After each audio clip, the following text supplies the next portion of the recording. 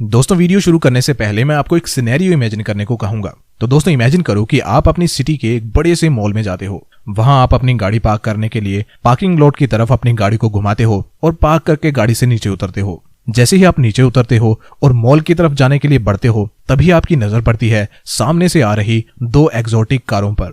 शहर में बहुत कम ऐसी महंगी और शानदार कारें हैं और वो इतनी शानदार हैं कि आपका मन उनको देखते ही उन पे आ जाता है। पहली कार है एक 10 करोड़ की रोल्स रॉयस फैंटम, एक बड़ी सी स्पेशियस और लग्जरी कार। आपको वो गाड़ी इतनी मस्त लगती है कि आप उसे एकटक आते हुए देखे जा रहे होते हो। तभी वो गाड़ी एकदम आपके सामने आके खड़ी हो जाती है और गाड़ी में से गाड़ी का ड्राइवर बाहर निकलता है, गाड़ी के पैसेंजर डोर को खोलता है, टिपिकल रोल्स रॉयस के कस्टम्स को फॉलो करता हुआ। अब आपकी एक्साइटमेंट और बढ़ जाती है और आप देखना चाहते हो कि इतनी महंगी गाड़ी का ओनर आखिर होगा कौन। अब बेसब्री से इंतजार कर रहे होते हो गाड़ी के मालिक के बाहर आने का। तभी आप देखते हो कि ड्राइवर ओनर को अपने हाथ का सहारा देते हुए उन्हें बाहर निकालने की कोशिश करता है। ओनर लड़खड़ाती हुई टांगों के साथ बाहर निकलता है और एक लाठी का सहारा लेकर खड़ा हो जाता है। वो देखने में एक 70-80 साल का बूढ़ा आदमी होता है।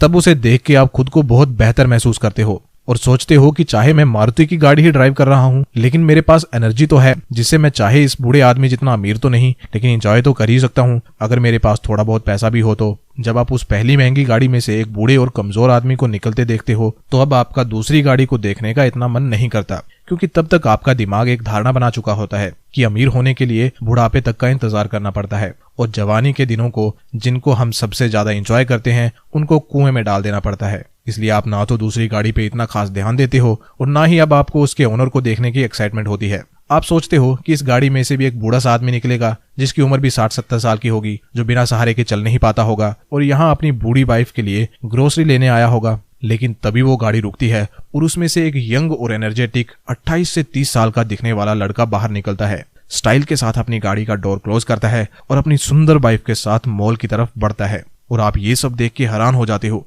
कि इतनी महंगी गाड़ी को एक 30 साल का नौजवान लड़का ड्राइव करता है। वैसे वो गाड़ी एक स्पोर्ट्स कार लैम्बोर्गिनी होती है। तो दोस्तों अब मुझे बताओ कि अगर आपको मौका मिले तो आप इन दोनों में से कौन सा पर्सन बनना चाहोगे? क्या आप ऐसा पर्सन बनना चाहोगे जो अमीर तो है, जिसके पास दौलत का पहाड़ है, लेकिन वो उस दौलत को एंजॉय ही नहीं कर सकता क्योंकि उसकी उम्र ही इतनी हो चुकी है कि उसके ज्यादातर दिन डॉक्टर के साथ अपॉइंटमेंट में ही निकल जाते हैं, जो अब बिना सहारे के चल भी नहीं पाता?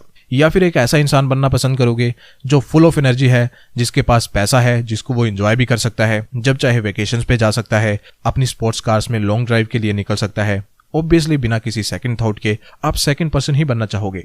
लेकिन दोस्तों हम तो काफी समय से सुनते आ रहे हैं कि अगर हमें अमीर बनना है तो हमें सेव करना चाहिए, फिर उसे लॉन्ग टर्म के लिए किसी एफडी या बॉन्ड्स में इन्वेस्ट करना चाहिए ताकि हम 70-80 साल के होने पर अमीर बन सकें। फिर मैं ऐसा किस बेसिस पे कह रहा हूं कि हमें अमीर होने के लिए बुढ़ापे का इंतजार नहीं करना पड़ेगा? तो दोस्तों ऐसा मैं नहीं कह रहा, ऐसा कहना है मिलियनेयर फास्ट लेन बुक के ऑथर एमजे डिमार्को का। मिलियनेयर फास्ट लेन बुक इस बात पे फोकस किया गया है कि हम जल्दी कैसे फाइनेंशियली फ्री हो सकते हैं, जिसे कि मैंने रिसेंटली सुना हमारे देश के एक leading audio book platform Kuku FM पर। और अगर आप भी चाहें तो मेरी ही तरह मिलियनेयर फास्ट लेन और इसकी जैसी और जितनी भी फाइनेंशियल बुक्स हैं उन्हें कुको एफएम के प्लेटफॉर्म पर सुन सकते हैं और अपने नॉलेज को बढ़ा सकते हैं। और इतना ही नहीं, इस ऐप पे सेल्फ हेल्प, फाइनेंस और फिक्शनल बुक्स के 1000 आवर्स से ज्यादा का कंटेंट अवेलेबल है ऑडियो फॉर्म में। तो अगर आप भी चाहते हैं मिलियनेयर फास्ट लेन जैसी बुक को पढ़ के जल्दी अमीर बनना, तो अभी इस ऐप को डाउनलोड करें। इसे डाउनलोड करने का लिंक मैं डिस्क्रिप्शन में दे दूंगा। और अगर आप INVR50 कूपन कोड को यूज करते हो तो आपको 50% का डिस्काउंट मिलेगा। लेकिन ये ऑफर सिर्फ पहले 250 यूजर्स के लिए है और 50% डिस्काउंट का मतलब है कि आपको कुको एफएम की सभी ऑडियो बुक समरीज का 1 साल का एक्सेस मिलेगा मात्र 199 रुपए में। तो दोस्तों इतने रुपए में या तो आप एक पिज्जा खा सकते हो और अपनी सेहत खराब कर सकते हो, या फिर कुको एफएम पर 1 साल के लिए कुछ ऐसा सुन सकते हो जिससे आपके ब्रेन की पावर इंक्रीज हो सकती है।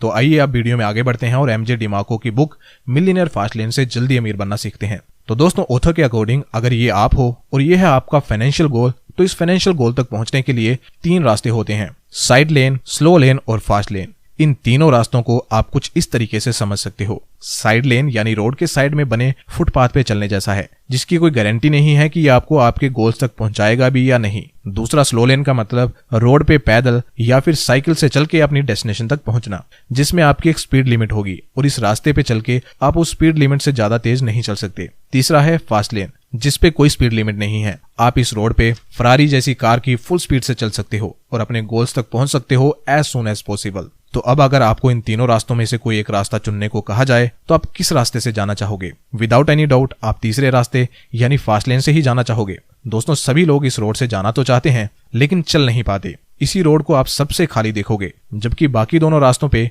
यानी साइड लेन और फास्ट लेन पे ही आपको सबसे ज्यादा ट्रैफिक देखने मिलेगा, क्योंकि मैक्सिमम लोग इन्हीं दोनों रास्तों पर होते हैं। तो दोस्तों, अब हम इन्हीं तीनों लेन्स को डिटेल से समझेंगे कि आखिर इनका मतलब है क्या और कैसे आप साइड लेन और स्लो लेन से फास्ट लेन पे आ सकते हो और विदाउट एनी स्पीड लिमिट अपने फाइनेंशियल गोल्स तक पहुंच सकते हो। और ये सब हम सिंपल एग्जांपल्स के थ्रू समझेंगे, जो कि हमेशा हम करते हैं, जिससे कि चीजों को ज्यादा से ज्यादा इजी रखा जा सके। स्टोरीज और एग्जांपल्स का दिमाग पे लॉन्ग लास्टिंग इंपैक्ट होता है और इन्हें याद रखना भी इजी होता है, इसीलिए मैं हमेशा स्टोरीज या एग्जांपल के थ्रू वीडियोस बनाता हूँ।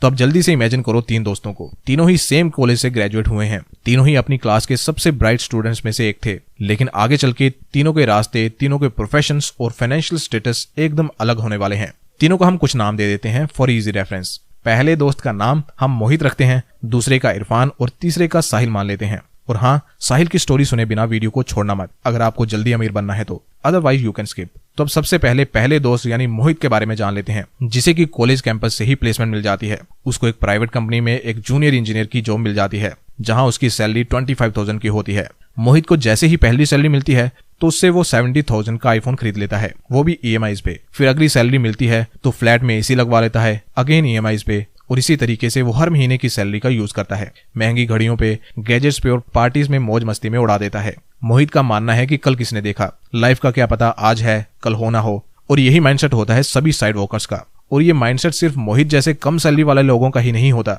इस कैटेगरी में बहुत सारे ऐसे लोग भी आते हैं जो दिखते तो बहुत अमीर हैं, लेकिन जब कभी उन पे बुरा टाइम आता है तब पता चलता है कि वो अंदर से तो कंगाल हो चुके हैं। जैसे कि आप कई बार सुनते होंगे कि कई सारे स्टार्स और सेलिब्रिटीज बैंकरप्ट हो गए। असल में वो इसलिए बैंकरप्ट होते हैं क्योंकि माइंडसेट उनका गरीबों वाला ही होता है। वो तो बाई चांस उन्होंने कहीं से पैसे कमा लिए होते हैं। इसलिए आप देखोगे कि मैक्सिमम लॉटरी जीतने वाले लोग कुछ सालों में ही उस पैसे को उड़ा देते हैं। इस माइंडसेट से बाहर निकलने के लिए आपको अपने अंदर के 3 रॉन्ग बिलीफ्स को निकालना होगा। पहला, कि वेल्थ बनाने के लिए आपको लक चाहिए होता है। इस बिलीफ को जितना जल्दी हो सके हटा दो, क्योंकि जब तक ये बिलीफ आपके मन में रहेगा तब तक आप यही सोचते रहोगे कि अमीर बनने के लिए आपको लकी होना पड़ेगा, जबकि अमीर बनने के लिए लक की नहीं हार्ड वर्क की रिक्वायरमेंट होती है।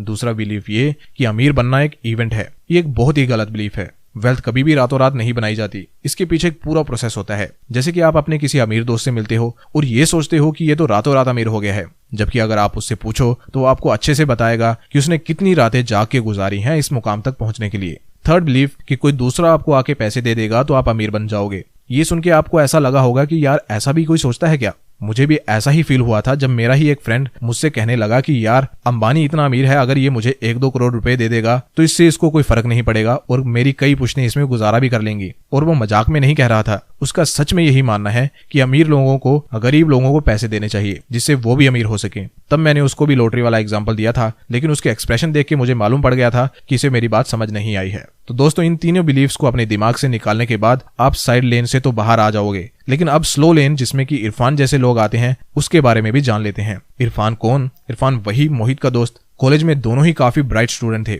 लेकिन इरफान का माइंडसेट मोहित से अलग था। जहां एक तरफ मोहित बिलीव करता था पैसे खर्च करने में, वहीं इरफान बिलीव करता है पैसे सेव करने में। कॉलेज से निकलने के बाद इरफान गवर्नमेंट एग्जाम की तैयारी करता है, उसे एक सिक्योर गवर्नमेंट जॉब मिल भी जाती है। इरफान की सैलरी 40,000 है और वो अपनी सैलरी का मेजर अमाउंट सेव करता है क्योंकि वो सेफ्टी और सिक्योरिटी में बिलीव करता है। इरफान अपनी जरूरतों को कम से कम रखता है ताकि वो ज्यादा सेव कर सके। इरफान कुछ सेफ इन्वेस्टमेंट्स जैसे बैंक FD और गोल्ड में अपने पैसों को इन्वेस्ट करता है और उसको उम्मीद है कि वो 60-70 साल की उम्र में फाइनेंशियली फ्री हो जाएगा। वैसे इरफान का रास्ता मोहित के रास्ते से काफी सेंसिबल है, लेकिन ये फिर भी बेस्ट वे नहीं है, क्योंकि 60-70 साल की उम्र में अमीर बनने का क्या मतलब। वैसे उस उम्र में भी फाइनेंशियली फ्री होना बड़ी बात है, लेकिन उसके लिए अपनी जरूरतें भी पूरी ना कर पाना और हर चीज के लिए कंजूसी कर करके जीना सिर्फ इसीलिए कि आप बुढ़ापे में अमीर हो पाएं, ये बात बिल्कुल भी सेंस नहीं बनाती। वैसे आपको सभी मिडिल क्लास लोग इसी लेन पे दिखेंगे, यानी स्लो लेन पे, क्योंकि शुरू से ही एक मिडिल क्लास आदमी का माइंडसेट यही बनाया जाता है कि तुम्हें स्कूल में अच्छे मार्क्स लाने चाहिए, फिर एक अच्छी डिग्री करनी चाहिए जिससे तुम्हें एक अच्छी और सिक्योर जॉब मिल सके,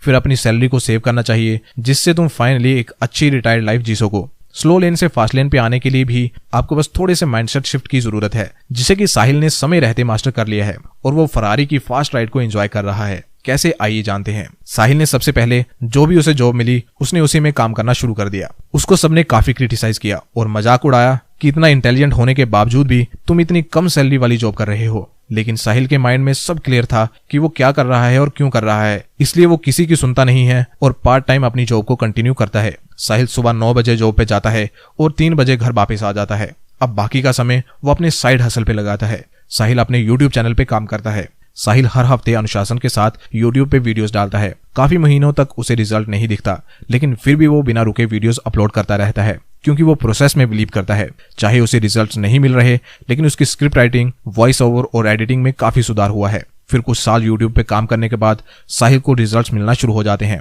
और साहिल की ग्रोथ एक्सपोनेंशियली होनी स्टार्ट हो जाती है। हर महीने उसके चैनल के व्यूज पिछले महीने से ज्यादा आते जा रहे हैं और वो अब हर महीने लैक्स में अर्न करने लगा है। अब साहिल जैसे जैसे आगे बढ़ता रहेगा, उसके चैनल के व्यूज और अर्निंग्स कंपाउंड होती रहेंगी।